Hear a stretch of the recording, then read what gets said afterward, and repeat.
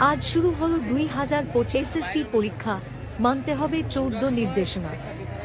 শিক্ষা মন্ত্রণালয় জানায়, এবার 9টি সাধারণ শিক্ষা বোর্ডের অধীনে সর্বমোট পরীক্ষার্থী 14,90,142 জন।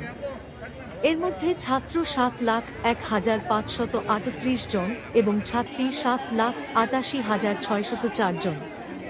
পরীক্ষা কেন্দ্রের সংখ্যা 2,291টি, প্রতিষ্ঠান সংখ্যা 18,084টি। বাংলাদেশ মাদ্রাসা শিক্ষা বোর্ডের অধীনে সর্বমোট পরীক্ষার্থী 2,94,726 জন।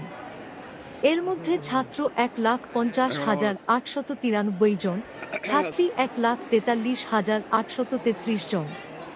পরীক্ষা কেন্দ্রের সংখ্যা 725টি ও প্রতিষ্ঠানের সংখ্যা 9,063টি। বাংলাদেশ কারিগরি শিক্ষা বোর্ডের অধীনে সর্বমোট পরীক্ষার্থী 1,43,313 জন।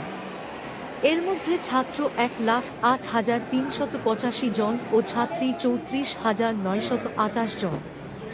বাংলাদেশ আন্তঃশিক্ষা বোর্ড সমন্বয় কমিটির সভাপতি প্রফেসর ডক্টর খোন্দকার এহসানুল কবির বলেন, এখনো পর্যন্ত আমরা আমাদের কোনো ঘাটতি দেখতে পাচ্ছি না।